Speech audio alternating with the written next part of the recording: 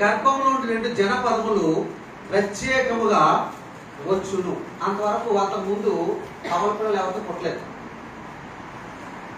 రెబకాకు పుట్టక ముందు ఎవరికి కవల పిల్లలు పుట్టలేదు. కాబట్టి ప్రత్యేకంగా నీ గర్భం నుంచి 2 జనపదములు వచ్చాయని చెప్పి దేవుడైన యెహోవా రెబకాతో చెప్తున్నాడు. వారు ఒకరికంటే ఒకరు బంధువుగా ఉంటారు. వారిలో చిన్నవాడు పెద్దవాడు చిన్నవాడికి దాసుడగును అని చెప్పాడు. దేవుడే చెప్పేశాడు ముందే. ఏమని? పెద్దవాడు చిన్నవాడికి దాసుడగును అని చెప్పి దేవుడే చెప్పిన తర్వాత మరి యాకోబును ఎందుకు మోసగాడు అని అనాలి? బైబిల్లో కూడా మోసగాడు రాయబడి ఉంది. ఆ తర్వాత మనం కూడా మోసగాడు పిలుస్తూనే ఉంటున్నాం, చెప్తూనే ఉంటున్నాం. అసలు యాకోబు చేసిన మోసం ఏంటి? యాకోబే అనేక పర్యాయాలు మోసపోయాడు. అనేక మందిలో మోసపోయినట్లుగా మనం గమనించవలసి ఉన్నాం. యాకోబు వచ్చిన శ్రమలు మనం చూసినట్లయితే, నేర్చుకున్నట్లయితే అతన్ని గూర్చి మనం చాలా ఆలోచిస్తాము. ఆ తర్వాత అతని గూర్చిన విషయాలు తెలుసుకుంటాము. ఆ తర్వాత యాకోబును మోసపోయిన మాట మన నోట రాదని దేవుడు మనతో మాట్లాడుతున్నాడు. మొదటి వచ్చిన శ్రమ ఏంటో చూద్దాం. యాకోబు పుట్టుక నుండే వచ్చిన శ్రమ. అతను పుట్టక అంటే తల్లి గర్భంలో నుంచి బయట పడగానే యాకోబుకు శ్రమ వచ్చింది. ఆ శ్రమ ఏంటో మనం చూద్దాం. ఆదికాండం 20:20 వచ్చిన తరువాత అతని సహోదరుడు బయటికి వచ్చినప్పుడు అతని చెయ్యి ఏశావు మడిమని పట్టుకొని ఉండేది కనుక అతనికి యాకోబు అని పేరు పెట్టబడెను. ఎందుకు యాకోబు అని పేరు పెట్టారంట? తన సహోదరుని కాలు పట్టుకుని, అంటే యాషావు యొక్క కాలు పట్టుకుని గర్భంలో ఉన్నాడు. యాషావు బయటకు వచ్చినప్పటికీ అతని మడిమని పట్టుకొని ఇతను కూడా బయటకు వచ్చాడు కనుక యాకోబు అన్నారట. నేను పుట్టోట్లు ఏమన్నా చూడండి, మోసగాడు, మడిమని పట్టుకున్నవాడు లేక మోసగాడు అనేసారు. ఎప్పుడు మోసగాడు అయినా? ఎప్పుడు మడిమని పట్టుకున్నాడు? తల్లి గర్భంలో వచ్చి యాషావు వస్తుంటే యాషావు మడిమని పట్టుకుని యాకోబు కూడా బయటకు వచ్చేసాడు. అందుకనంట అక్కడ మోసగాడు అన్నారట. ఇది న్యాయమా? మాట్లాడమ్మా, ముత్యాలు రాసండి. ఇది న్యాయమా అమ్మా వసంత? ఇది న్యాయమా? కదగాక చెప్పాలి. అయినా చెప్పండి, మీరు చెప్పండి. తల్లి గర్భం నుంచి అంట ముందు వచ్చేవాడు మడిమ పట్టుకున్నాడని చెప్పి మోసగాడు అనేయచ్చా? అలా అమ్మ మోసగాడు అనేసినట్టే అలా వచ్చినందుకు. మరి ఎంత బాధాకరమైన విషయము. మరి అదే మాట పెద్దగా కూడా యాకోబును మోసగాడు అంటే యాకోబు ఎంత బాధపడి ఉంటాడో ఒకసారి ఆలోచించేయండి. ఇప్పుడు మనం అంటున్నాం యాకోబు మోసగాడని. అంటే తరతరాలు కూడా మోసగాడనే పేరు పోవడానికి గల కారణం ఎవరు? తన తల్లే. ఎందుకని? పెద్దవాడు మడిమట్టుకు వచ్చాడని చెప్పి ఆడు మోసగాడని అక్కడ పేరు పెట్టేసినాడు తల్లి. గమనిస్తున్నారా? పుట్టోడు మనం చూస్తే మడిమని పట్టుకున్నవాడు లేక మోసగాడు అని ఉంది. ఇక్కడ శ్రమ ఏముందని మీరు అనుకోవచ్చు. యాషావు మడిమని పట్టుకున్నంత మాత్రాన మోసగాడు అయిపోయాడా? పుట్టుకతోనే మోసగాడుగా అయిపోవడానికి మరి అతను మాటలు రావు, అతడు ఏమి చేయలేదో మడిని పట్టుకోవడంత మాత్రాన్ని మోసగాడని ఎలా పిలవగలుగుతాం? మోసం చేశాడని ఎలా చెప్పగలుగుతాం? కాబట్టి పిఎస్ఐ గమనించాలి. మోసగాడు అనవచ్చా? ఒకసారి మనం ఆలోచన చేయండి. ఏమాత్రము అవకాశం లేదు. మన జీవితాల్లో మన బ్రతుకులు కూడా కొన్ని పర్యాయాలు ఇలాగే జరుగుతూ ఉంటుంది. ఇలాగే కొంతమంది మన పూర్వీకులు మనకు పేర్లు పెట్టేస్తూ ఉంటారు. ఆ పేర్లు బట్టి ఎంతో బాధపడేవారు, ఎంతో వేదన చెందేవాళ్ళు చాలా మంది లేకపోలేదు. గమనించాలి. చాలా మంది లేకపోలేదని మనం గమనించాలి. కనుక మన జీవితంలో మన బ్రతుకులో కూడా ఏ తప్పు చేయకుండానే మనం అనేక మంది అనేక రీతులుగా పేర్లు పెడతారు. మనం బాధపడకూడదు. మన తండ్రి దేవుడికి మొరపెట్టాలని చెప్పి దేవుడు కూడా మనతో మాట్లాడుతున్నాడు. మన తండ్రి దేవుడికి మనం మొరపెట్టాలని దేవుడు మనతో మాట్లాడుతున్నాడు. అసలు మోసగాడని పేరు ఎవరికి పెడతారు? సమాధానం చెప్పాలి. అసలు మోసగాడనే పేరు ఎవరికి పెడతారు? మోసం అంటే ఏంటి? మోసం చేసినప్పుడు మోసగాడు పెడతారు అందరూ తెలుసు, అంతే కదా. మోసం చేసినప్పుడు మోసగాడు అంటే మంచివాడు అండి. కానీ మోసగాడు అసలు మోసం అంటే ఏంటి చెప్పమ్మా విజయ? అసలు మోసం అంటే ఏంటి? దోసుకోవడం మోసం కదా. మరి వాక్యం ఏం చెప్తుందో చూద్దాం. సామెతల గ్రంథము 14:25. సామెతల గ్రంథము 14:25. నిజము పలుకు సాక్షి నిజము పలుకు సాక్షి మనుషులను రక్షించును, మనుషులను రక్షించును. అబద్ధములాడువాడు అబద్ధములాడువాడు వట్టి మోసగాడు. వట్టి మోసగాడు. మోసగాడు అంటే ఎవరు? అబద్ధములు ఆడేవాడు వట్టి మోసగాడని వాక్యం తెలుస్తుంది. దోసుకోవడం కాదు. అబద్ధం చెప్తే చాలు వాడు వట్టి మోసగాడని వాక్యం చదివిస్తుంది. కాబట్టి ప్రియ సంగమా, ప్రియ సహోదరి సహోదరులారా, క్రైస్తవ బిడ్డలు అబద్ధాలు మాట్లాడకూడదు. క్రైస్తవ బిడ్డలు అబద్ధాలు మాట్లాడకూడదు. ప్రాణం పోయినా నిజమే పలకాలి, ప్రాణం పోయినా నిజమే జీవితంలో జీవించాలి తప్ప అబద్ధాలు పలకూడదు. అబద్ధ జీవితాలు ఎంత మాత్రము జీవించకూడదని చెప్పి దేవుడు మనతో మాట్లాడుతూ ఉన్నాడు. మరి ఇక్కడ యాకోబు ఏం అబద్ధం ఆడాడు? అసలు అప్పుడు మాటలొచ్చా? అతని వయసు ఎంత?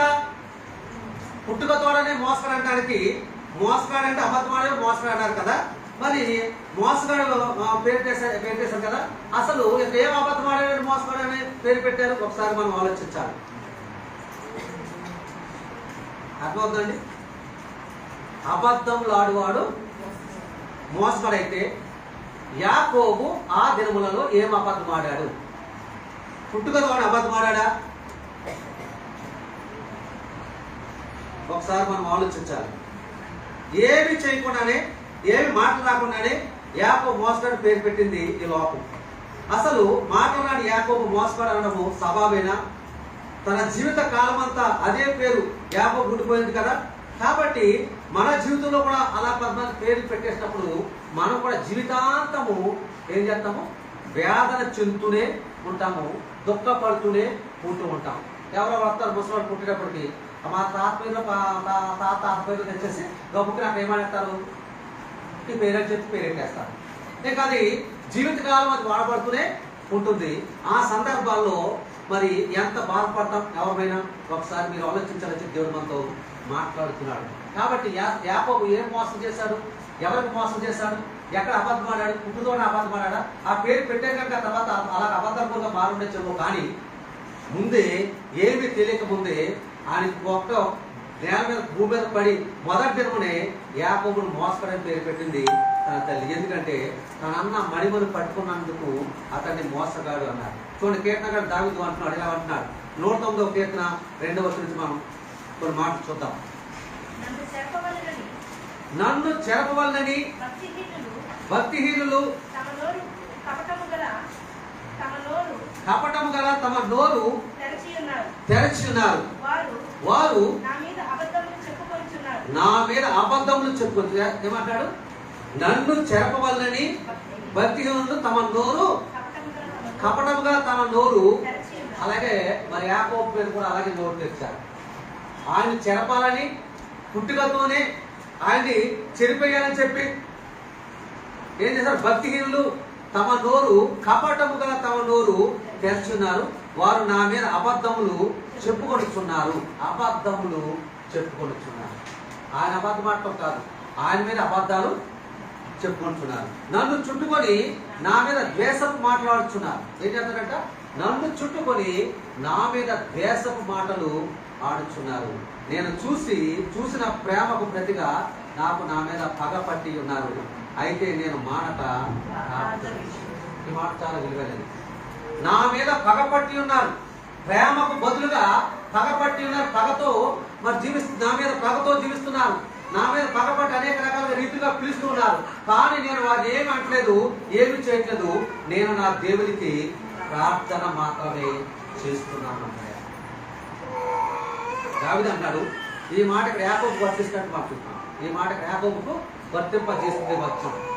కాబట్టి ప్రియసంగమా, యాకోబు ప్రార్థన చేస్తున్నాడు. యాకోబు ప్రార్థన జీవితము కాదు. యాకోబు చిన్ననాటి నుంచి ప్రార్థనలోనే ఉన్నట్లు మనం గమనించవలసిన వారమై ఉన్నాం. ఆ యాకోబు మీద అనేక మంది ద్వేషపు మాటలు మాట్లాడినప్పటికీ యాకోబు వారిని తిరిగి తిట్టక, తిరిగి మాట్లాడక యాకోబు ఏం చేస్తాడు? ప్రార్థనలోనే గడుపుతున్నాడని ఇక్కడ వాక్యము.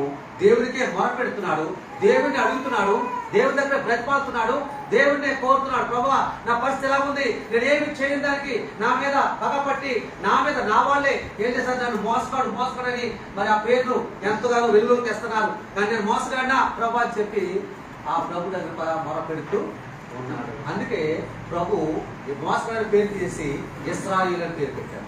దేవునికి స్తోత్ర. కొన్ని సందర్భాల్లో ఈ పరిస్థితులు మనకు కూడా ఎదురవుతూ ఉంటాయి, గమనించాలి. మనకు కూడా ఈ పరిస్థితులు ఎదురవుతూ ఉంటాయి. అలాంటి సందర్భంలో మనము ఎదుటి వాళ్ళని తిట్టడం కంటే, ఎదుటి వాళ్ళ మీద వాద్యం కెళ్ళడం కంటే, దేవుని చెంత, పరమ తండ్రి చెంత ప్రార్థన చేసిన ఆ పేరు మాసిపోద్ది, ఇంకొక పేరు నీకు వెలుగులోకి వస్తుందని చెప్పి దేవుడు మనతో మాట్లాడుతున్నాడు. ఒకవేళ యాకోబు తన తల్లి గర్భంలో నుండి యాసావు కంటే ముందు రావాలని తన అన్నను వెనుకకు లాగాలని అనుకున్నాడేమో కదా. బడి పట్టుకుంటే అర్థమేంటి? ఆ గర్భంలో ఆయన వెనక లాగేసి నేను ముందు వెళ్ళిపోదాం అనుకున్నాడేమో. కానీ దేవుని చిత్తము కాలేదు కదా, దేవుని చిత్తము కాలేదు కదా. అలాగ అనుకోవడం ఏమైనా తప్ప? ఇప్పుడు చెప్పాలి మీరు, అలాగ అనుకోవడం ఏమైనా తప్ప?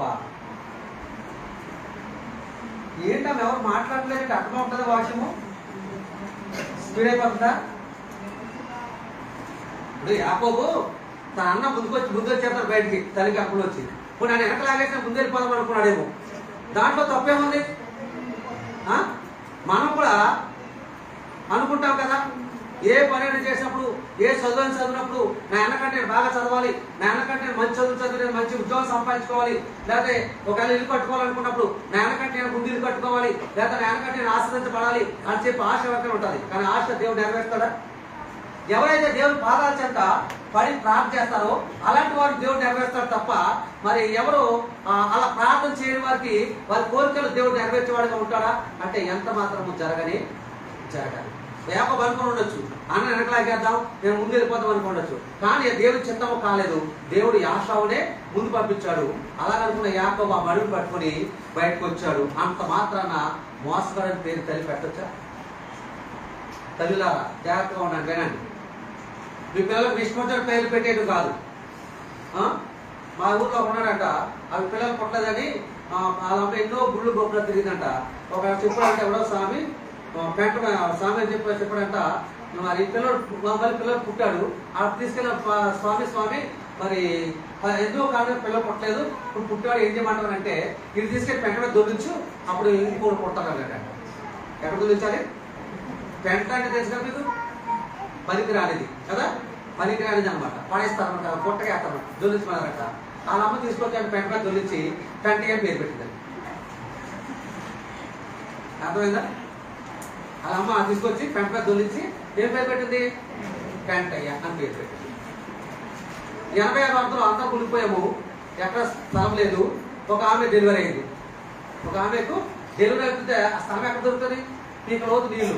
అయితే ఎలవలో ఎక్కడ దగ్గర దేని మీద మంచి మీద పడుకుబట్టి ఏదో మొత్తం డెలివరీ చేశారు. ఆమె పెట్టింది వరదరాజు పేరు పెట్టిందండి.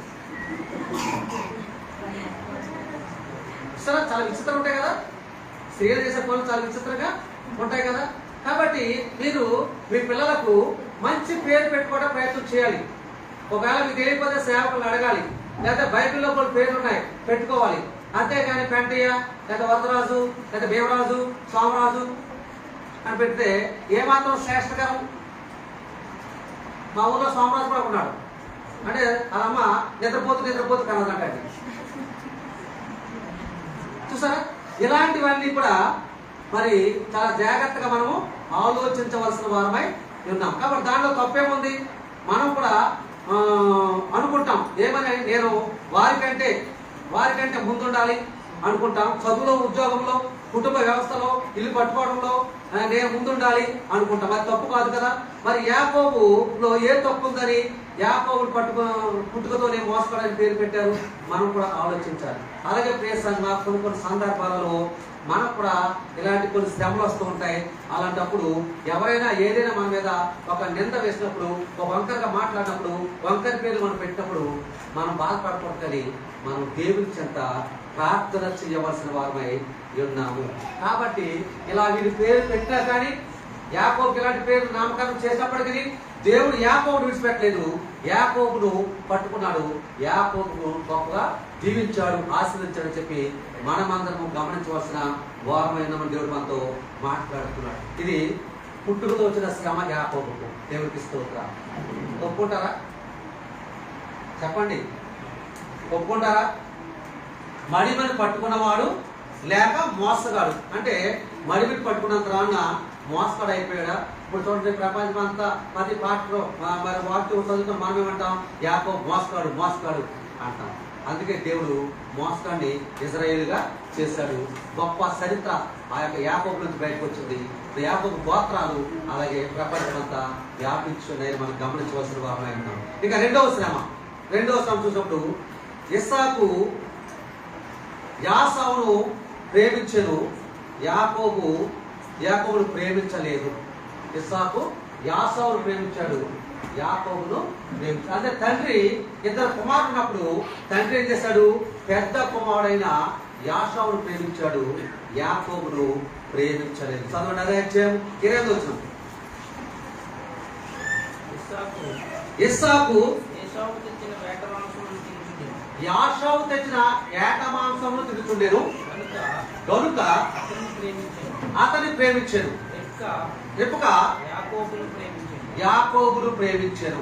వింటున్నారా? అలా చేయకూడదు. ఇస్సాకు యాషావును ఎందుకు ప్రేమించాడు? రోజు వేటాడి మాంసం తెస్తుంటే ఆ మాంసాన్ని తిని ఏం చేశాడు?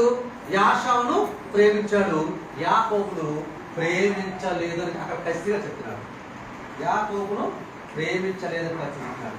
అయితే రెప్కా యాకోబును ప్రేమించను. తల్లి చిన్న కుమారుడు ప్రేమించింది, తండ్రి పెద్ద కుమారుని ప్రేమించాడు. తండ్రి చిన్న కుమారుని ప్రేమించలేదు, తల్లి కూడా పెద్ద కుమారుడిని ప్రేమించలేదని మనం అనుకోవాల్సిన వారమై ఉన్నాము. దయచేసి గమనించాలి. అందుకేమో ఆ తల్లి ఏం చేసింది? మరి యాషావును ఆశ్రయిస్తానని చెప్పి ఇస్సాకు చెప్పినప్పుడు ఆ మాట విని మరి ప్రేమిస్తున్నా చిన్న కొడుకుని. అప్పుడు చిన్న కొడుకు చెప్పి ఆ మేక మందులో మేక తెచ్చి వదిలించి ఆ భర్తకు అనుకూలమైనటువంటి శ్రేష్టకరమైన లేకపోతే రుచికరమైన వంటలు తయారు చేసి చిన్న కుమారుడు పంపించు. కానీ యాకోబు మోసం చేయలేదు. గమనించారా? ఇక్కడ గమనిస్తున్నారా? మోసం చేయించింది ఎవరు? మరి మీరు ఎలా ఉన్నారు ఈ రోజుని? తండ్రిగా ఉన్నటువంటి మీరు ఎలా ఉన్నారు? మీకు ఇద్దరు పిల్లలు ఉంటే ఒకరు ప్రేమించడం ఒకరు ద్వేషించడం ఇది కరెక్టేనా? ఇద్దరు నీ పిల్లలే కదా, ఇద్దరు నీ వాళ్ళు పుట్టువారే కదా. ఎందుకు ఒకరు ప్రేమిస్తున్నారు, అంతా ఒకరు ద్వేషిస్తున్నారు? ఇద్దరిని సమానంగా ప్రేమించవలసిన వారై ఉండగా మరి ఒకరు ప్రేమించి ఒకరు ద్వేషిస్తున్నారు ఎందుకు? అందుకే మీ భార్య ఉన్నవాళ్ళు ప్రేమించి పెద్దవాడి కంటే చిన్నవాడికి ఎక్కువ ఆశీర్వదించేటువంటి ప్రయత్నము చేయడంలో తప్పు ఉందా? ఆలోచన చేయండి. అంటే నేను చెప్పానని కాదు, వాటిని ఫాస్ట్గా చెప్పేసరికి నమ్మేమని కాదు. అసలు ఏంటి దీని చరిత్ర ఏంటి? అసలు ఎందుకు ఇలా జరుగుతుంది? ఇలా ఎలా చేయడం తప్పు కరెక్టేనా అని మనం ఒకసారి ఆలోచించాలి. ఇస్సాకు యాసావు తెచ్చిన వేట మాంసం అంటే ఏట మాంసం కాదు, వేటాడి వచ్చిన మాంసమును తినుచున్నాడు గనుక పెద్ద కుమారుని యాసావును ప్రేమించెను. రెప్కా యాకోబును. వాక్యమే సెలవిస్తుంది, పరిశుద్ధ గ్రంథంలో వాక్యమే సెలవిస్తుంది. అదే వారసత్వంగా మరి భూలోకంలో వచ్చేది ఏంటంటే తండ్రికి పెద్ద కుమారుడు అంటే ప్రేమ, తల్లికి చిన్న కుమారుడు అంటే. అవునా కదా? వారసత్వంగా వచ్చేస్తారు మనం చూస్తున్నాం. ఇక్కడ యాకోబు తండ్రి ప్రేమను కోల్పోయాడు. ఇది శ్రమ కదా, ఇది బాధ కదా? ఒకసారి ఆలోచించేయండి. ఎందుకు కోల్పోయాడు? యాకోబులో తప్పు ఏముందని తండ్రి ప్రేమను కోల్పోయాడు? ఏమైనా తప్పు చేశాడు అప్పటికి? అంటే ఇస్సాకు దీవించక మునిపే యాసావు వేటాడి తెచ్చిన మాంసము తండ్రికి ఇచ్చిన కారణంగా ఇస్సాకు యాసావును ప్రేమించెను, యాకోబును ప్రేమించలేదు. ఆలోచన చేయండి. ఇక్కడ యాకోబును తండ్రి ప్రేమను కోల్పోయాడు కనిపిస్తున్నాడు. ఎందుకంటే తన తప్పు లేదు కానీ యాషావు వేటాడి తెస్తున్న మాంసం తిన్నాడు కనుక ఇస్సాకు యాషావును ప్రేమిస్తున్నాడు, యాకోబును ద్వేషిస్తున్నాడు. కనుక తల్లి రెబెక యాకోబును ప్రేమిస్తుంది. తండ్రిన ఇస్సాకు యాకోబును ప్రేమించడం లేని కారణంగా ఆ పరమ తండ్రి యాకోబును ప్రేమిస్తున్నాడని మనం గమనించాలి. ఆమేన్. దేవునికి స్తోత్రం. ఇక్కడ తల్లి తండ్రిలో కలిగి ఉన్నటువంటి విభేదాల ద్వారా పిల్లలకి శ్రమ వస్తుంది. తల్లి తండ్రి ఐక్యత లేని కారణంగా పిల్లలకు శ్రమ వస్తుందని మనం గమనించవలసిన వారమై ఉన్నాము. చిన్నప్పుడే ఈ తల్లిదండ్రి పని చేసుకుంటారు. వాడు నీ కొడుకు, ఈ నా కొడుకు, పెద్ద కూతురు నీ కూతురు, చిన్న కూతురు నా కూతురు, ఇలా పని చేసుకుంటున్న కారణంగా ఈ పిల్లలకు విభేదాలు వస్తుంటాయి. ఈ పిల్లలు అంటారు పెద్ద కూతురు మా నాన్న నన్ను బాగా ప్రేమిస్తాడు అంటారు. చిన్న కూతురు అంటది మా నాన్న నన్ను ప్రేమిస్తాడు, మా అమ్మ నన్ను ప్రేమిస్తా అంటారు. అసలు ఆదాయం ఎక్కడ చెప్తుంది? తండ్రిలో చెప్తారు. తండ్రి సంపాదించి రావాలి అసలు లెక్క ప్రకారం. కాబట్టి ఈ పెద్ద కూతురు అంటది మా నాన్న నాకేం కథ పోలిస్తాడు, మీ అమ్మ నీకేం పోలిస్తాడు అంటారు. ఇక్కడ విభేదాలు ఎక్కడ వచ్చిందంటే చిన్ననాటి నుంచి విభేదాలు పెరుగుతూ ఉన్నాయి. కాబట్టి తల్లిదండ్రులు ఉన్నటువంటి వాళ్ళరా మీకు ఎంతమంది పిల్లలు అంతమందిని తల్లి సమానంగా ప్రేమించాలి, తండ్రి కూడా సమానంగా ప్రేమించాలి తప్ప మనము ద్వేషం చూపించకూడదని దేవుడు మనతో మాట్లాడుతూ ఉన్నాడు. ఎవరు ద్వేషం చూపిస్తారో వారు దేవుని రీత్యా దేవుని సన్నిధిలో వారు ఎలాంటి వారంటే నేరం చేసిన వారు అవుతారని దేవుడు మనతో మాట్లాడుతున్నాడు. యాకోబును తండ్రి ప్రేమించని కారణముగా దేవుడు యాకోబును ప్రేమిస్తున్నాడు. చూసారా ఎంతవరకు వెళ్ళిపోయింది? ఎంతవరకు వెళ్ళిపోయింది? యాకోబును తండ్రి ప్రేమించని కారణంగా దేవుడు యాకోబును ప్రేమిస్తున్నాడు, యాషావును ద్వేషిస్తున్నాడు. దేవునికి స్తోత్రం. గమనించారా? గమనిస్తున్నారా? నా మాట జాగ్రత్తగా వినాలి. నా మాట జాగ్రత్తగా వినాలి. తండ్రి అయినటువంటి వ్యక్తి ఇద్దరు కుమారుల్ని సమానంగా ప్రేమిస్తే ఇద్దరి మీదకి రియల్ ఆశీర్వాదాలు వస్తాయి. తండ్రి అయినటువంటి వ్యక్తి ఒకరు ద్వేషించి ఒకరు ప్రేమిస్తే నువ్వెవరు ద్వేషిస్తున్నావో దేవుడు అతను ప్రేమిస్తాడు అని గమనించాలి. అంటే నీ పెద్ద కుమారుడు ఏమైపోతాడు? దేవుని ఆశీర్వాదాలు లేకుండా పోతాడని మనం గమనించవలసిన వారమై ఉన్న మంచి దేవుడు మనతో మాట్లాడతాం. చూడండి, నా మాటలు కాదు, మలాకి గ్రంథము 1:2 చూడండి. యెహోవా సెలవిచ్చినది ఏమనగా నేను మీ ఎడల కృప చూపింది. మలాకి 1:2. యెహోవా సెలవిచ్చినది ఏమనగా నేను మీ ఎడల ప్రేమ చూపి ఉన్నాను. అయితే మీరు ఏ విషయమందు నీవు మా ఎడల ప్రేమ చూపుతాను అందరూ. యాషావు యాకోబునకు అన్నకాడ, అయితే నేను యాకోబును ప్రేమించుకుని. ఇదే యెహోవా. యాషావు యాకోబుకు అన్నకాడ, నేను యాకోబును ప్రేమించుకుని అన్నాడు. అంటే యాషావు చరిత్రతోటి ముగిసిపోయింది. కానీ యాషావు సంతానం ఉంది.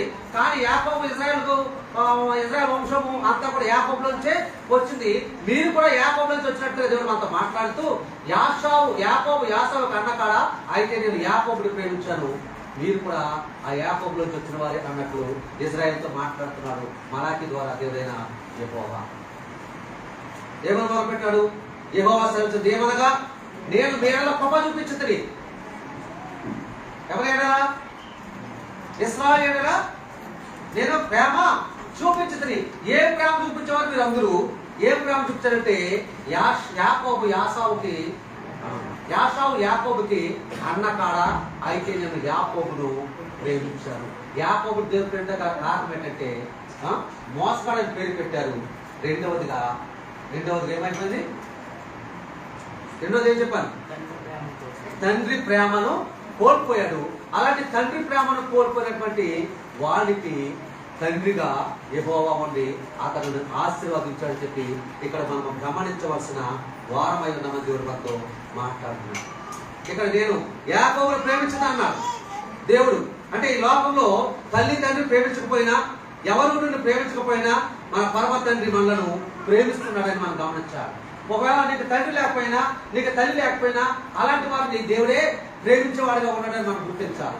వారిని ఏమాత్రం పాడు చేయకుండా వారిని కాపాడి వారిని మంచి ఆశీర్వాదం ఇచ్చి నింపేవాడిగా మన పరమ తండ్రి ఉన్నాడని మనమందరము గమనించవలసిన వారమై ఉన్న దేవుడు మనతో మాట్లాడుతూ ఉన్నాడు. కాబట్టి ప్రియ సంగమా, మరి యాకోబును తండ్రి ప్రేమించకపోయినా మన పరమ తండ్రి అయినటువంటి దేవుడు యాకోబును ప్రేమించాలని మనం గమనించాలి. అలాంటి స్థితి నీ జీవితంలో ఉంటే అలాంటి స్థితి మనకు ఎవరికైనా వచ్చుంటే నీకు ఎంత ధైర్యం ఉంటుందంటే మరి ఆ ధైర్యాన్ని దేవుడు మనం ప్రేమిస్తున్నాడనే ధైర్యం మనం కలిగి ఉన్నప్పుడు మనం ధన్యులం. ఎందుకంటే మన దేవుడు గొప్పవాడు, ఆయన ఏదైనా చేయగలడు, ఎంత ఆశపడినైనా చేయగలడు. ఎంత ఎక్కువగా ప్రేమిస్తే అంత ఎక్కువ నిన్ను ఆశీర్వదించి నీ పట్ల ఆయన దిగులు కుమరించేవాడు ఉన్నాడని మనమందరం గమనించవలసిన వారమై ఉన్నాం. కాబట్టి యాకోబు జీవితంలో తండ్రి ప్రేమ లేకపోయినా, తండ్రి ప్రేమించకపోయినా పరమ తండ్రి ప్రేమిస్తున్నాడు. యాకోబు చిన్ననాటి నుంచి కూడా దేవుడిని ప్రేమిస్తున్నాడు అని మనం గమనించవలసిన వారమై ఉన్నామని చెప్పి దేవుడు మనతో మాట్లాడుతున్నాడు. అలాంటి ప్రేమ పరమ తండ్రి నుంచి మనం పొందుకోవాలంటే మనల్ని కూడా లోకం ద్వేషించాలి. మనం పరమ తండ్రి ప్రేమను పొందుకోవాలంటే లోకం మనల్ని ద్వేషించాలి. లోకం మనల్ని ఎప్పుడు ద్వేషిస్తుంది అంటే నువ్వు నీతిగా, నువ్వు పరిశుద్ధముగా జీవితం లోకం నిన్ను ద్వేషిస్తుంది. అలాగే నువ్వు ప్రభువైన యేసుక్రీస్తుని అంగీకరించి, యేసుక్రీస్తు పరమ తండ్రిని అంగీకరించి నీవు లోకంలో మరి దేవతలను వేరు పెట్టి ఆ విగ్రహాలు పూజించకుండా ఉన్నప్పుడు లోకం నిన్ను ద్వేషిస్తుంది. ఎప్పుడు లోకం నిన్ను ద్వేషిస్తుందో అప్పుడే పరమ తండ్రి నిన్ను ప్రేమిస్తాడు.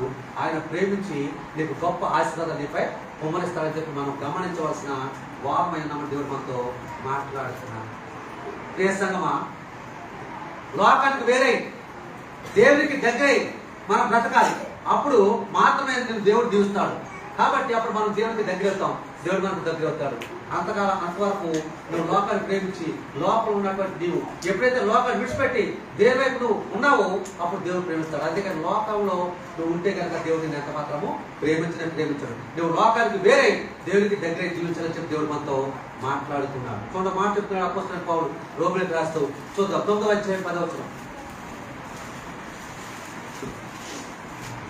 రోమా 9. అంతేకాదు ఒకసారి తీసుకోండి. రోమా 9వ అధ్యాయము ఇది చదువుతున్నానా? చదువు. అంతేకాదు రెప్పక మన తండ్రి అయిన ఇస్సాకును ఒకని వలన గర్భవతి అయినప్పుడు ఏర్పాటును అనుసరించిన దేవుని సంకల్పము క్రియల మూలంగా కాక పిలుచువాని మూలముగానే నిలకడగా ఉండు నిమిత్తము పిల్లలంకా పుట్టి వేలైనను చేయక ముందే పెద్దవాడు చిన్నవాడికి దోషుడని ఆమెతో చెప్పబడెను. ఎప్పుడంట పిల్లలంకా పుట్టి వేలైన చేయక ముందే పెద్దవాడు చిన్నవాడికి దోష అవుతాడని చెప్పి యెహోవా దేవుడు ఆమెతో చెప్పాను. ఇందును గూర్చి నేను యాకోబును ప్రేమించితిని, యాషావును ద్వేషించితిని అని వ్రాయబడి ఉంటాడు. చూసారా, రెబెకాకు పిల్లలు పుట్టక మునిపే, వారి తెలివి జ్ఞానము రాక మునిపే రెబెకాతో దేవుడు మాట్లాడాడు. ఏమనంటే పెద్దవాడు చిన్నవాడికి దాసుడని. అది యాకోబు స్థితి దేవుడికి ముందే తెలిసి తల్లి గర్భంలో ఉండగానే ఆ తల్లితో చెప్పిన మాట ఏంటంటే పెద్దవాడు చిన్నవాడికి దాసుడని. అంతేకాక రెబెకా మన తండ్రి ఇస్సాకు అని ఒకరి వలన గర్భవతి అయినప్పుడు ఏర్పాటు అనుసరించి దేవుని సంకల్పము క్రియల మూలంగా కాక పిలుచువాని మూలంగానే నిలకడగా ఉండు నిమిత్తము పిల్లలంగా పుట్టక వేలైన క్రియలు చేయక ముందే పెద్దవాడి చిన్నవాడికి దోషుడని చెప్పాడు. చూసారా అటేమో పుట్టుకతోడనే మోసమని పేరు పెట్టారు, అటేమో మరి పెద్ద కుమారుడు వేటాడితే మాంసం బాగా పెడతామని చెప్పి ఇస్సాకు ఏం చేశాడు? పెద్ద కుమారుడు ప్రేమించి చిన్న కుమారుడిని ద్వేషించాడు. చిన్న కుమారుడు అయిన యాకోబు తండ్రి ప్రేమను కోల్పోయాడు కనుక, ప్రేమ లేకుండా ఉన్నాడు కనుక అతను ఎంతో బాధపడ్డాడు, ఎంతో శ్రమ పడ్డాడు. తన తల్లి అనుండొచ్చు, అమ్మా ఎందుకు మా నాన్న అత్తమాటాను తిడతా ఉంటాడు, ఎందుకు నాన్న అత్తమాటు నా గురించి అనేక రకాలుగా మాట్లాడుతుంటాడు, నేనేం తప్పు చేశానమ్మా అని రెబెకా అనుకుండొచ్చు. అప్పుడు అనుండొచ్చు తల్లి ఏమనంటే, నాయన మరి నీ అన్న వేటాడి చక్కటి మాంసం తెచ్చి మీ నాన్నకి వెళ్తాడు కదా, అందుకే తప్ప నీ మీద ఏ ద్వేషము లేదురా, కాబట్టి అలాగ మాట్లాడుతాడేమో అని తల్లి సర్ది చెప్పి ఉండొచ్చు. కానీ యాకోబులో బాధ మాత్రము లేకపోలేదు. ఆ నాన్న ప్రేమించిన కారణంగా ఎంతో వేదన చెందుంటాడు, ఎంతో శ్రమ పడి ఉంటాడని చెప్పి మనం గమనించవలసిన వారమైనా. అమ్మా నాకు మోసమైన పేరెంట్ కట్టావమ్మా అని అడిగి ఉండొచ్చు. ఆమె ఏం చెప్తుంది, మరి ఆ రోజుని నువ్వు నీ అన్న మనమెట్టి వచ్చావు కదా, అందుకని మోసపడి పేరు గొప్ప పెట్టేశాను రా అని ఉండొచ్చు. అప్పుడు అంటున్నాడు యాకోబు, అమ్మా నువ్వు పెట్టిన పేరు చిన్ననాటి నుంచి ఇప్పుడు దాకా అలాగ వచ్చింది, నేను బ్రతుకున్నంతగా అలాగ వస్తుంది, నేను చచ్చిపోతే అనుకుంటా పేరు అలాగ వస్తుంది కదమ్మా అన్నప్పుడు తల్లి ఎంత బాధపడుతుందో ఒకసారి మనం ఆలోచించాలి. అదే కుమారుడు కూడా ఎంత బాధపడుతాడు యాకోబు ఒకసారి మనము ఆలోచించవలసిన వారమైన దేవుడు మనతో మాట్లాడుతున్నాడు. దేవుడికి మహిమ కలుగుతుందన్న, దేవుడికి స్తోత్రం. అదే పరిస్థితి మన జీవితంలో జరిగితే మనం ఎలా ఫీల్ అవుతాం? ఇప్పటికీ యాకోబు చనిపోయి ఎంతో కాలం అయిపోయింది. మోసగాడు అని చెప్పి అంటున్నారు తప్ప యాకోబు మంచోడని ఒక అంటారా? యాకోబు గురించి ఏం చేశారు మోసగాడు మాట్లాడుతున్నాం? ఇప్పుడు తెలుసుకుంటాం కాబట్టి మనము యాకోబు కూడా పద్ధతి అయిన వాడే అని మనము గ్రహించగలుగుతున్నాము తప్ప శరీరం సేపు మోసగాడిగానే పేరు పెట్టుకుంటాం. ఎవరైనా యాకోబు మోసగాడు అంటే నువ్వేమంటావు, మనం ఏమంటాప్పుడు మోసగాడు ఎందుకయ్యాడు? యాకోబు చాలా శ్రమలు అనిపించాడు. యాకోబు తండ్రి ప్రేమించలేదు. యాకోబు తల్లి ఏమో మోసగాడిని పేరు పెట్టి తల్లి పెట్టిన పేరు తప్ప అతను మోసం చేసి మోసగాడు అవ్వలేదని మనం సమాధానము చెప్పగలుగుతామా లేదా? ఒకసారి మనము ఆలోచించవలసిన వారమైన దేవుడు మనతో మాట్లాడుతున్నాడు. దేవుడికి మహిమ కలుగుతారు. 2 శ్రమలు ఏంటి చెప్పండి? ఒకటి యాకోబు 2 శ్రమలు ఏంటి? ఒకటి తల్లి గర్భంలో బయట పడగానే మోసగాడిని పేరు పెట్టారు. 2 తండ్రి ప్రేమించలేదు. 3వ శ్రమ చెప్పి నేను ముగిస్తాను, ఎందుకంటే పొందబడదు కాబట్టి. 3వ శ్రమ ఏంటంటే యాసావుతో శ్రమ. ఎందుకంటే జ్యేష్ఠత్వం అప్పుడు యాకోబు పొందుకున్నాడని యాకోబును చంపను ఉద్దేశించాడు. అది యాకోబుకు శ్రమ కాదా? జస్ట్ తండ్రి దగ్గర నుంచి జ్యేష్ఠత్వాన్ని అంటే ఆశీర్వాదాలు పొందుకున్నాడని, నాకు రావాల్సిన ఆశీర్వాదాలు నా తమ్ముడు పొందేసుకున్నాడని చెప్పి అన్న ఏం చేస్తున్నాడు? తమ్ముడిని చంపాలని ఉద్దేశము మనసులో పెట్టుకుని చంపడానికి ప్రయత్నం చేస్తున్నాడు. ఇక్కడ యాషావు ఎలా మాట్లాడుతున్నాడు చూసారా? చదవండి 27వ వచనము 27 అధ్యాయం 40వ వచనం. జాగ్రత్తగా ఈ మాట ఆలోచన చేయండి, ఇందులో కొంచెం అర్థం ఉంది. ఆదికాండము 27వ అధ్యాయము 41వ వచనాన్ని చదువుకుంటాము, దయచేసి గమనించండి. తన తండ్రి యాకోబు ఇచ్చిన దీవెన నిమిత్తము యాషావు అతని మీద పగ పట్టెను. అసలు పగ ఎవరి మీద పట్టాలి? ఎవరెవరి మీద పడతారు? విరోధి మీద పగపడతాం, శత్రువు మీద పగపడతాం. అంతేకాని ఇక్కడ అన్నయ్య తమ్ముడి మీద పగపట్టాడు. ఏమని? నా తండ్రి దీవెన నిమిత్తం, యాకోబు ఇచ్చిన దీవెన నిమిత్తము అతని మీద, తన తండ్రి యాకోబు ఇచ్చిన దీవెన నిమిత్తం యాషావు అతని మీద పగపట్టాను. మరియు యాషావు నా తండ్రిని గురించిన దుఃఖ దినములు సమీపించి ఉన్నవి. ఇది కరెక్టా? నా తండ్రిని గురించిన దుఃఖ దినములు సమీపముగా ఉన్నవి. అప్పుడు నా తమ్ముడిని యాకోబును చంపేదని అనుకునేను. అంటే తండ్రి చచ్చిపోకముందే చచ్చోడుగా చేస్తున్నాడు. ఎవరు? సరే, నా తండ్రిని గురించిన దుఃఖ దినములు అంటే దేవుడు తీసుకున్న యాకోబు ఇస్సాకు చనిపోతాడా? కానీ యాషావు ఉద్దేశం ఎలా ఉంది? నా తండ్రిని కూర్చున్న దుఃఖ దినములు సమీపముగా నున్నవి, అప్పుడు నా తమ్ముడైన యాకోబును చంపేదని అనుకున్నాడు. అంటే పెద్ద కొడుకు ఆలోచన చూడండి, తండ్రిని చంపేస్తున్నాడు, బతుకున్న తండ్రిని చంపేస్తున్నాడు. దుఃఖ దినములు సమీపముగా ఉన్నవి కాబట్టి నా తండ్రిని చనిపోయిన తర్వాత, నా తండ్రిని గురించి అంగలార్పు అయిపోయిన తర్వాత అప్పుడు నా తమ్ముడిని కూడా చంపేస్తానంటాడు. అంటే ఎంత దుర్మార్గం మాటలు! ఒకసారి మీరు ఆలోచన చేయండి. తండ్రి చచ్చిపోయిన తర్వాత అంట తమ్ముడు కూడా చంపేస్తారంట. ఎవరైనా ఇలా ఆలోచన చేస్తారా? ఇవన్నీ దేవుడు చూడలేదా? ఈ ఆలోచన, ఈ ఉద్దేశము, లేకపోతే ఈ పగ దేవుడు చూడలేదా? అందుకే దేవుడు అన్నాడు, యాషావు నేను ద్వేషిస్తాను, యాకోబును నేను ద్వేషించాను. ప్రియ సంగమా, గమనించండి, మీ పిల్లలకు మీరు బోధించవలసిన బోధ ఏంటంటే అన్నదమ్ములు స్నేహముగాను ఒకరినొకరు ప్రేమించుకునే వారుగాను ఉండేటట్లు అలవాటు చేయాలి తప్ప ద్వేషించుకునేటట్లు మాత్రము మన వారికి అలవాటు చేయకూడదు. నిజంగా ఒక ఇంట్లో ఇద్దరు కుమారుడు అనుకోండి, వాళ్ళిద్దరు పొట్టులు సత్తారంటే చిన్నాడే వాడు ఈయన కొట్టడం, ఈ ఆడిని కొట్టడం, నేను గొప్ప అంటాం, నేను గొప్ప అనుకోవడం, ఇలా జరుగుతుంది. ప్రతి కుటుంబంలో జరిగే సిచ్యువేషన్ ఇదే.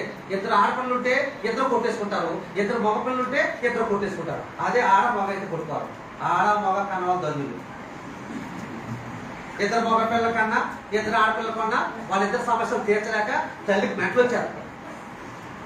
తండ్రికి మెంటలు రాదు, తండ్రి డ్యూటీకి వెళ్ళిపోతాడు, సాయంత్రం వస్తాడు, ఆయనకి ఏం తెలియదు. కానీ తల్లికి మాత్రము మెంటలే మెంటలు. ఇక్కడ చూడండి, ఏసో పెద్దోడు ఏడు కదా, యాకోబు కూడా పెద్దోడు ఏడు కదా. ఏమన్నాడు ఇక్కడ? నా తండ్రి దుఃఖ దినములు అంటే ఇక్కడ చచ్చిపోకముందే, నా తండ్రి చచ్చిపోయిన తర్వాత నా తండ్రి గురించి అంగరాక్ష దినములు పూర్తయ్యాక నా తమ్ముడు కూడా చనిపోతాడు. చనిపోయి ఏమవుతుంది?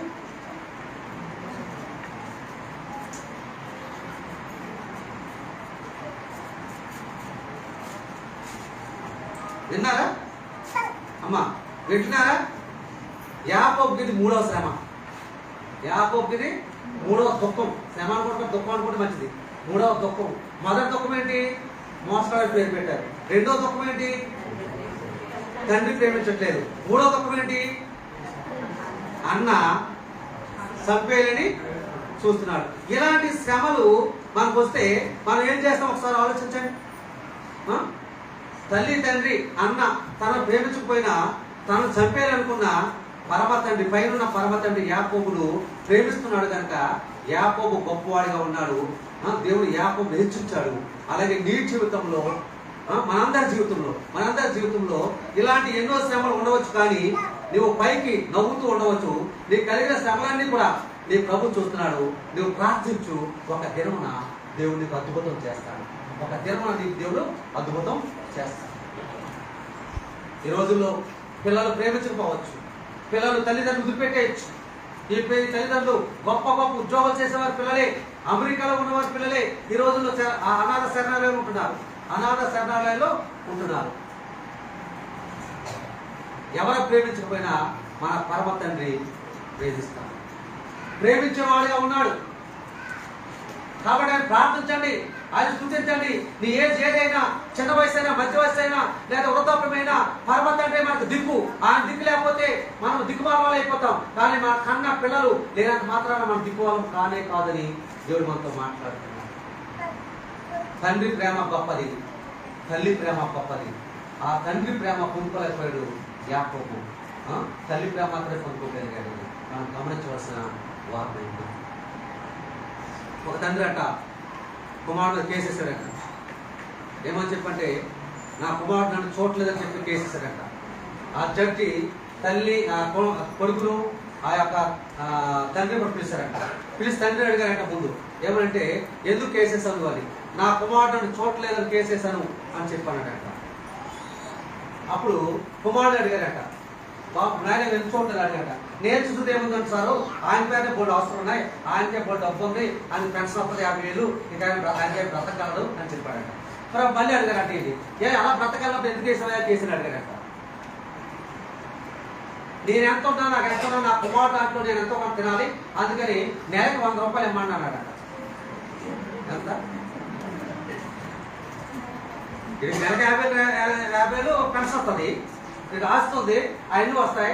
కుమారుడు కూడా ఆస్తుంది, అమెరికా సంపాదించుకున్నాడు, అమెరికా ఉన్నాడు, చూడలేదు కాబట్టి అని కేసేసాడు. అయితే నా కుమారుడు ఆస్తులో నేను తినాలి కాబట్టి, నాకు అర్హత ఉంది కాబట్టి నాకు నెలకు 100 రూపాయలు ఇమ్మన్నాడట. అందరు నవ్వేశారట. ఇదేంటి పిచ్చోడే, 100 రూపాయలు. అయిపోయిన తర్వాత దీంట్లో బ్రిటికిస్తుందని చెప్పి జడ్జి ఈయన పిలిచి, ఏమయ్యా నీకు ఆస్తులు డబ్బులు వస్తాయి కదా, నువ్వు 100 రూపాయల మంది ఎందుకు అడిగావా అని అడిగాడు. ఏమండి, నా కుమారుడు చాలా దూరం ఉన్నాడు, ఆ 100 రూపాయలు పెట్టుకుని నెలకోసారి సరిపోతే నేను ఆయన చూసి ఆనందపడదామని అడిగాను. అట్లా ఏమంటున్నాను దేవుడికి మరి సరే. వృద్ధాప్యం అయిపోయిన తర్వాత తల్లిదండ్రులకు ఉండే బాధ, తల్లిదండ్రులకు ఉండే వ్యాధి ఏంటంటే తన పిల్లలను చూడాలని ఆశ కలిగి ఉంటారు. కానీ వీళ్ళ పిల్లలది వీళ్ళ యొక్క కుటుంబ వ్యవస్థ బుద్ధి కొనసాగుతారు. కానీ వీళ్ళు కనిపించదిగా అయిపోతూ ఉంటే తండ్రికి నా కుమారుని చూడలేకపోయాను, నా కుమార్తెను చూడలేకపోతున్నాను అని చెప్పి కన్నా బిడ్డలు బట్టి ఎంతో వేదన తల్లికి తండ్రికి ఉంటుంది. కనుక అక్కడ అన్నాడు, ఎందుకన్నాడంటే నా 100 రూపాయలు వచ్చి నాకు ఇవ్వమని మీరు అనుమతిస్తే వాడు నెల వస్తాడు, వాడిని కలుగుతూనే చూసుకుంటాను, చాలా సంతోషిస్తానండి అని చెప్పాడు. దేవునికి ఏమంటారు? అమ్మా ఇలాగే యాకోబు పగపట్టినట్లు యాషావు యాకోబు పగపట్టినట్లు యోసేపు అన్నలు కూడా యోసేపు మీద పగపట్టారు. చూసారు కదా, మీకు తెలుసు కదా సరే కదా, యోసేపు మీద పగపట్టారు. చూడండి మరి యాదికాండం 37:4 37:4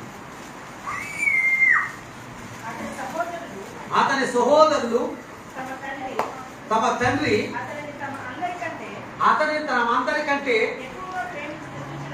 ఎక్కువగా ప్రేమించుట చూచినప్పుడు వారు అతని మీద పగపట్టి అతనిని క్షేమ సమాచారమైనను అడుగలేకపోయి. ఎందులో చూసారు? అందుకతని సహోదరులు నీవు నిశ్చయముగా మమ్మల్ని ఏదవా మా మీద నీవు అధికారి అవుదువా అని అతనితో చెప్పి అతని కళ్ళను బట్టి అతని మాటలను బట్టి అతని మీద మరింత పగపట్టిరి. సరే యాకోబు యాషావు యోసేపు కలగంటం నిజమే, అతని కల వచ్చింది నిజమే. అతను చెప్తుంటే వీరికి ఎలా ఉందంటే తండ్రి ఎక్కువగా ప్రేమిస్తున్నాడు కదా, ఇది మన మీద పెత్తనం చేస్తున్నాడు, వీడు రకరకాల మాట్లాడుతున్నాడు అని కర్మ మిగిలిన అన్నలందరూ కూడా అతని మీద ద్వేషించుకుని అతని మీద పగపట్టారు.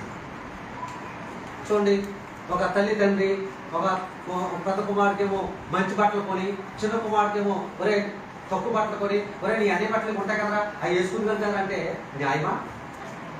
వీళ్ళందరూ అలాగే చేస్తారు, చేయట్లేదా? సరేలా అక్క బట్టలు ఇంటికి వచ్చేస్తాయి కదమ్మా, అక్క కొంటూ ఉంటాను, నువ్వేమో పాత బట్టలు వేసుకుంటూ ప్రతి ఏడు అలాగే చెప్పాలనుకో ఏమవుతుంది? ఈ చెల్లెలు అక్కడ చెప్పారు. ఎందుకంటే దీనివల్ల నాకెంత శ్రమ, నేను ప్రతి సంవత్సరం పాత బట్టలు పట్టుకోవాల్సి వస్తుంది. కాబట్టి ఇది ఉంటే ఏడేళ్ళ నాకు పాత బట్టలు పడుతుంది మేమని చెప్పి ఏడెళ్ళినప్పుడు తలగడేసి నొక్కేస్తారు. అలా అనకూడదు. మరి పెద్దోడి బట్టలు నీకే కదా చిన్నవాడా, కాబట్టి ఆ పెద్దోడు కొంటాను ఆ బట్టలు దొరుకుతుంటే అయ్యా నా బతుకంతా ఏడేళ్ళ కాలము ఆ బట్టలు వేసుకోవాలా, ఆడుతూ తీసిన బట్టలు వేసుకోవాలా అని చెప్పి ఫీల్ అవ్వడా చిన్నవాడు? తల్లి తండ్రి ఉన్న స్వభావం అలా అనకూడదు, మార్చుకోవాలి. పెద్దోడు ఎలా చూడాలో చిన్నోడు ఎలా చూడాలి. పెద్దోడు కొంటే చిన్నోడు కొనాలి. ఇక్కడ పెద్దోడు దగ్గర చిన్నోడు సుఖమైపోతాడు, వీడు బాగా పడుతూనే ఉంటాడు. సొంత ఎక్కడ స్కూల్లోకి వెళ్తాడు, ఇదే వలస చేస్తాడు. మా అమ్మ అన్నయ్య కొన్నది బట్టలు నాకు కొనలేదు, పాత బట్టలు వేసుకోమంటుంది, ఈ పాత బట్టలు వేసుకోవాలి నేను, ఆడు కొత్త బట్టలు వేసుకుంటాడా? చదువు ఎక్కుతాడు అనమాట. ఆడ మీద కష్టపెట్టుకుంటాడు, ఏదో ఒక వందలు పీకుతాడు, ఆడే వీడి పీకుతాడు. ఇంట్లో పెద్ద గొడవ. ప్రియ సంగమా గమనించండి, యాషావు యోసేపు తన అన్నలు అతని మీద పగపట్టిని ఒక దినమున పగ చెల్లించేసుకున్నారు. చంపేద్దరు కానీ దేవుడికి కృప ఉంది కాబట్టి చంపలేదు. కాబట్టి ప్రియ సంగమా మరి ఇలా పగ పట్టమా అనేది ఏమాత్రము శ్రేయస్కరం కాదు. పిల్లల్లో పగరాట కారణం తల్లిదండ్రులే, పిల్లల్లో పగరాట కారణము తల్లిదండ్రులే. కాబట్టి తల్లిదండ్రులు వారు మీకు ఇద్దరు కుమారులు ఉంటే వారు సమానంగా చూడండి, ఇద్దరు కుమార్తెలు ఉంటే వారిద్దరిని సమానంగా చూడాలి తప్ప ఒకరిని ఎక్కువగా ఒకరు తక్కువగా చూడకూడదని దేవుడు మనతో మాట్లాడుతూ ఉన్నాడు. ఇక్కడ మరి యాషావు యాకోబును చంపడానికి పగపట్టాడు. తన తండ్రి చచ్చిపోయిన తర్వాత, తండ్రిని కూర్చుని దుఃఖదినాలు అయిపోయిన తర్వాత అప్పుడు చంపేద్దామని ఒక నిర్ణయానికి వచ్చాడు. ఇది యాకోబుకు శ్రమ కాదా? ఇది యాకోబుకు దుఃఖము కాదా? ఒకసారి మీరు ఆలోచించారు. దేవుడు మనతో మాట్లాడుతున్నాడు. దేవుడికి మహిమ కలుగుతుంది. అలా అన్న పగబట్టేందుకు యాషావు సంతానము యాకోబు సంతానం విరోధంగా ఉన్నందుకు యెహోవా సెలవిచ్చిన మాట ఏంటంటే చూడండి, ఉపధ్యాయ గ్రంథము 6వ వచనం.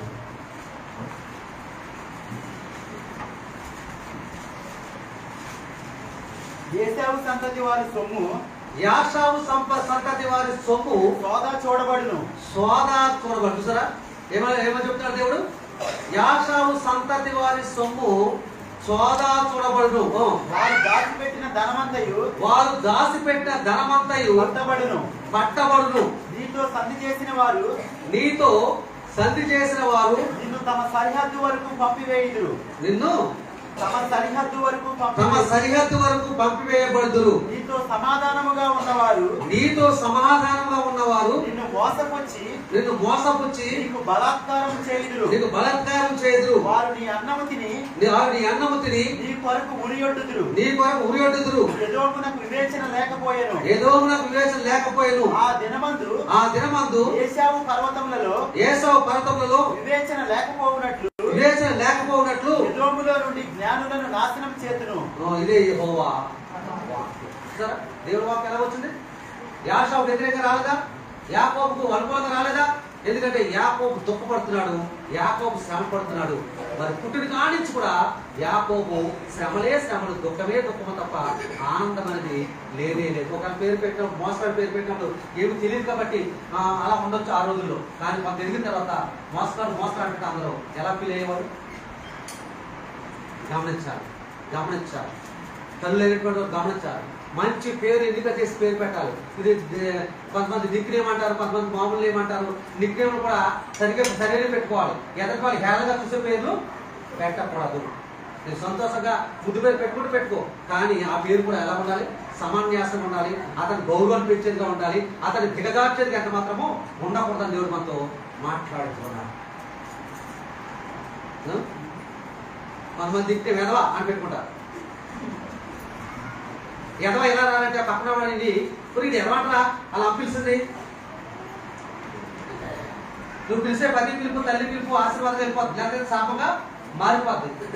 వాళ్ళ మీద కోపం వచ్చినా మృదుగా పిల్లలు తప్ప కోపం వచ్చిన ఎదవ ఎలా రారా అంటే పక్కన రిటర్న్గా స్నేహితుడు నీళ్ళు అమ్మాయి ఎదవని పిలుస్తుందిరా, మనం అందరం ఎదవని పిలుద్దాం అంటారు.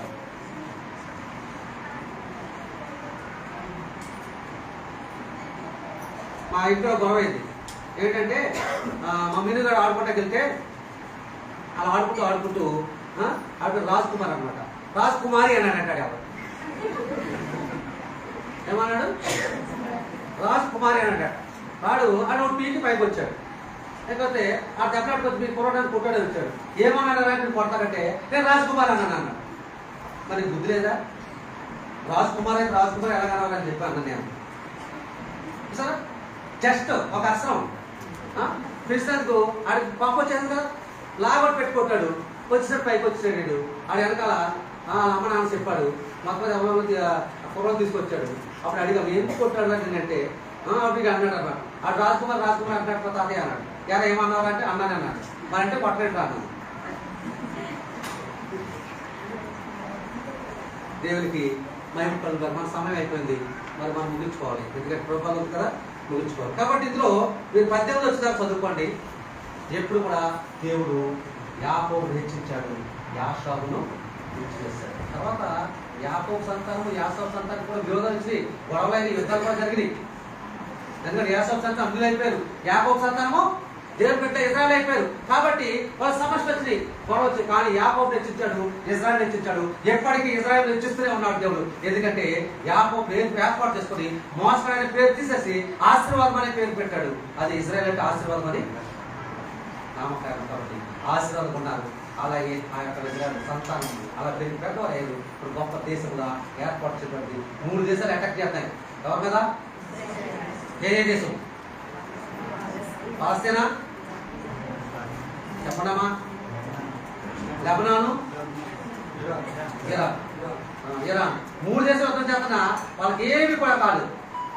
అప్పుడు చెప్పాడు నెతన్యాహు ఏమన్నాడంటే మనం స్టేట్మెంట్ ఇచ్చాడు. ఎవరు ఎంతమంది వచ్చినా మా దేవుడు మాకున్నాడు. మా దేవుడు ఐదుగురిని విడిపించిన రోజు నుంచి ఇప్పుడు దాకా మమ్మల్ని కాపాడుతున్నాడు. యుద్ధం యెహోవాదే, యుద్ధస్తుడు యెహోవా అని నెతన్యాహు గారు చెప్పారు. కాబట్టి ప్రియసంగమా, యాకోబు మోసగాడని ఈ సత్యదేశంలో మీరు అనకండి. ఇంకో 4 చక్కని మాటలు ఉన్నాయి, వచ్చే వారు చెప్తాను. కాబట్టి మొట్టమొదటి ఏమైంది? మొదటి దుఃఖం ఏంటి? యాకోబు మోసగాడన్న మాట ఒక దుఃఖం. రెండో దుఃఖం ఏంటి అమ్మా? తండ్రి ప్రేమించలేదు, అది రెండో దుఃఖం. మూడో దుఃఖం ఏంటి? అన్న చంపేత్తని తిరుగుతున్నాడు. 3 దుఃఖాలతో ఎంతవరకు యాకోబున్నాడు. ఉన్న 4 విషయాలు వచ్చేవారు చెప్తారు. కొద్ది మాట దేవుడు దీవించి ఆశీర్వదించును గాక. మోకరించండి ఒక్క నిమిషం. ప్రభువా, చెప్పలాగా నా పిల్లల్ని నేను ఏం చేస్తానేమో, అలాగే యాషావులాగా నేను ఒకరు ప్రేమించలేకపోతున్నానేమో, నన్ను క్షమించు ప్రభువా. యాకోబు మోసగాడు కాదు కానీ మోసగాడికి తల్లే పేరు పెట్టి నేనే నా కుమారుడు పేరు పెడతానేమో, దాని అర్థమేంటో నాకు తెలియక మోసగాడు పేరు పెట్టేసానేమో, నన్ను క్షమించు ప్రభువా. ఇదిగో తండ్రి, పిల్లలిద్దరూ ఉన్నటువంటి పిల్లలందరూ సమానంగానే చూసుకోవాలి, సమానంగానే వారికి కొనాలి, సమానంగానే వారికి చూడాలి, అంత తప్ప ద్వేషించకూడదు.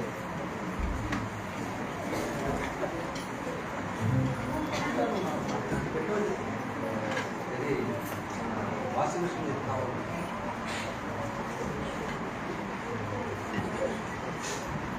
తండ్రి 100 రూపాయలు కోరుకున్నాడు తన కుమారుడు ఇచ్చి.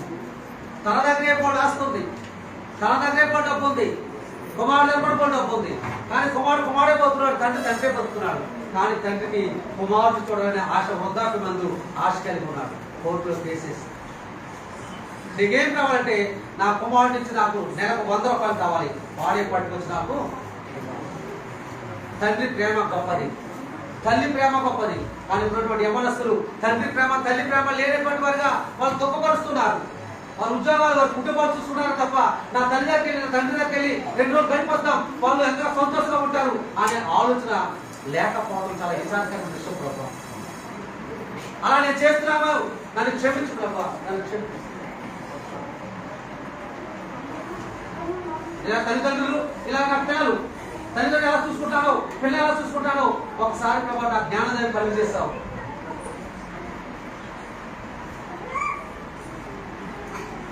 మాట్లాడండి, ఎవరు వాళ్ళు ప్రభు దగ్గర వచ్చండి, ప్రభు దగ్గర వచ్చండి. తల్లిదండ్రులు ఎలా చూసుకుంటాను, నేను పిల్లలు చూసుకున్నాను, నా పిల్లలు చూసుకున్నట్టే నా తల్లిదండ్రులు కూడా చూసుకోలేకపోతున్నాను. నాకు అన్ని ఇచ్చారు, కానీ ఈరోజు నాకు చూడడానికి నాకు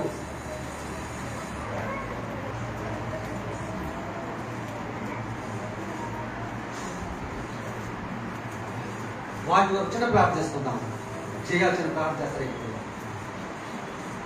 వాటి కొరకు మాత్రమే. మైకమండి.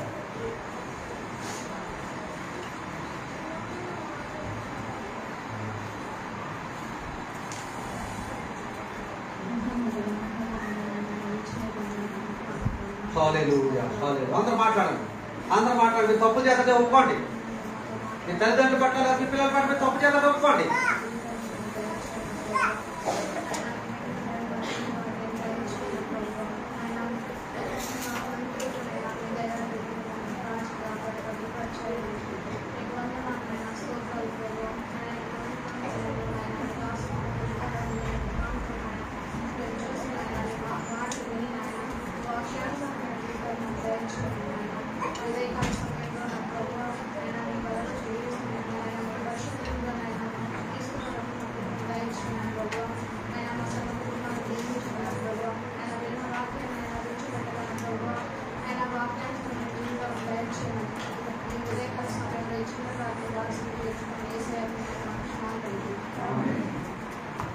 దేవునికి స్తోత్రం.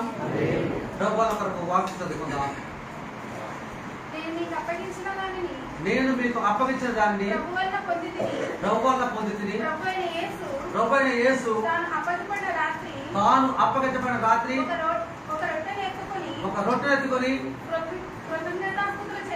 కృతజ్ఞతాస్తుతులు చెల్లించి దాన్ని విరచి, ఇది మీ కొరకైన నా శరీరము, నన్ను జ్ఞాపకం చేసుకుంటకై దీన్ని చేయడని చెప్పాను. ఆ ప్రకారమే భోజనమైన పిమ్మట ఆయన ఒక పాత్ర ఎత్తుకొని, ఈ పాత్ర నా రక్తం వలన కొత్త నిబంధన, మీరు దీనిలో త్రాగినప్పుడల్లా నన్ను జ్ఞాపకం చేసుకుంటకై దీన్ని చేయడని చెప్పాను. మీరు రొట్టెను తిని ఈ పాత్రలో తాగినప్పుడల్లా ప్రభు వచ్చే వరకు ఆయన మరణం ప్రచురించును.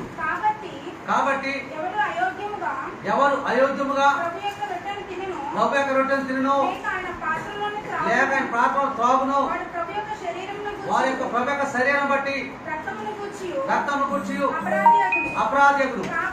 కాబట్టి ప్రతి మనుషుడు తను తాను పరీక్షించుకోవలెను. అలాగూ చేసి ఆ రొట్టెను తిని ఆ పాత్రను త్రాగవలెను.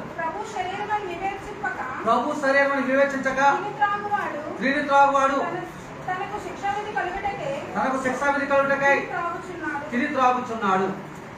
మీలో కొందరు రోగులు అవుతున్నారు, కొందరు నిద్రిస్తూ ఉన్నారు. అంటే ప్రభు రక్తమని, ప్రభు శరీరమని యోచించి ఎంచి మనం తిరిగి త్రాగాలి. అయితే అది పట్టుకున్నప్పుడు అది పట్టుకోక ముందు ప్రభు దగ్గర ప్రార్థించాలి. ప్రభు నేను ఐక్యం ఉన్నానేమో, ఈ ప్రార్థన ద్వారా నన్ను యోగ్యులుగా చెయ్యి, యోగ్యురాలుగా చెయ్యి. ఒక్క ప్రార్థన నేను యోగ్యంగా చేస్తుంది, యోగ్యులుగా చేస్తుంది. తర్వాత మళ్ళా నువ్వు పాపం చేయకూడదు. ఆయన శరీరం తిరిగి రక్తం తాగేటటువంటి మనము ఆయన సువార్తను ప్రకటించి అనేక ఆత్మలను రక్షించాలి. అతి కృపదేవుడు మనకు దయచేసి కాక. అందరూ ప్రార్థన ఉండండి, మోకరించండి. ఇక పాట పాడుతుండగా మీరు ఏకీపించాలని ప్రభునామంలో మనం చేస్తున్నాం.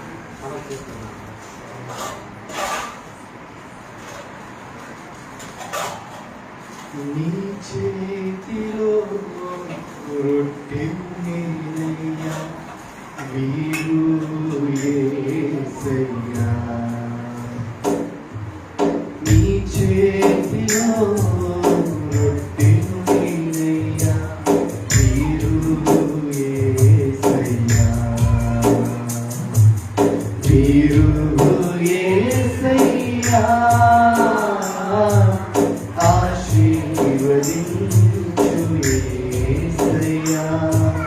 వీరు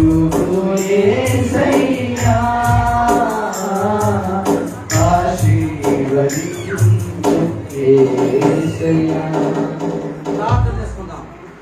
మా ప్రియ పరలోకపు తండ్రి యేసుక్రీస్తు ప్రభువా, మీరు అప్పగించబడిన దాంట్లో రొట్టెత్తుకుని కృతజ్ఞతాస్తుతులు చెల్లించి ఇది మీ కొరకు నా శరీరం నన్ను జ్ఞాపకం చేయడని చెప్పి గురించి శిష్యులకు ఇచ్చారు. శిష్యుల దగ్గర పౌలు గారు పొందుకున్నారు, పౌలు గారు లోక సగాలు పొందుకునే మేము పొందుకున్నాం. ఈ దినమని రాసులుగా రొట్టెత్తుకుని కృతజ్ఞతాస్తుతులు మీకు చెల్లిస్తూ ఇది మీ శరీరం అని ప్రభా సరిగా చేయమని వేడుకుంటున్నాం.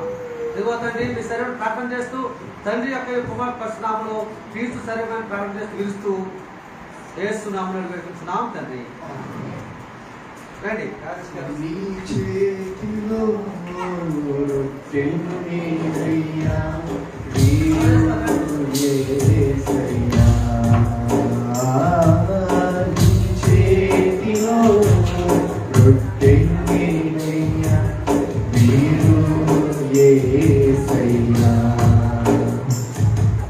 తండ్రి ఇంటి నుండి పిలిచితివి, అబ్రాహాము ఆశీర్వదించితివి.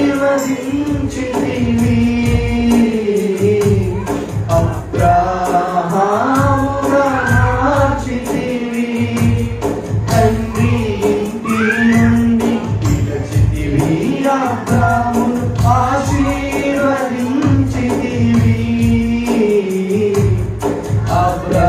అబ్రాహాముగా మార్చితివి. నీ చేతిలో రొట్టెన్నయ్యా, వీరు యేసయ్యా. నీ చేతిలో రొట్టెన్నయ్యా, వీరు యేసయ్యా. వీరు యేసయ్యా, ఆశీర్వదించు యేసయ్యా. మా ప్రియ పరలోకపు తండ్రి యేసుక్రీస్తు ప్రభువా, మీరు అప్పగించబడిన రాత్రి భోజనమైన పాత్ర కృతజ్ఞతాస్తుతులు చెల్లించి ఇది మీ కొరకు నా శరీరము కొత్త నిబంధన రక్తం అని చెప్పి మీరు చెప్పారు ప్రభా. శిష్యులు పాటించారు ప్రభా. ఇదిగో తండ్రి, శిష్యులు పౌలు గారు పొందుకున్నారు, పౌలు గారు లోక సంఘాలు పొందుకున్నారు, మేము పొందుకున్నాం. ఇదిగో తండ్రి, దోషులు గారి అభిషేకం రాజకీయ ధన్యతను బట్టి ఈ పాత్రను కృతజ్ఞతాస్తుతులు చెల్లిస్తూ ఈ పాత్రను రక్తంగా మార్చమని అడుగుతూ మార్చాలని నమ్ముతూ తండ్రి యొక్క కుమారుడు పరిశుద్ధ నామములో తీసుకున్నట్టు ప్రకటన చేస్తూ యేసు నామములో వేడుకుంటున్నాం తండ్రి. అలయాకోబు నీవు పిలిచితివి, ఆశీర్వదించితివి.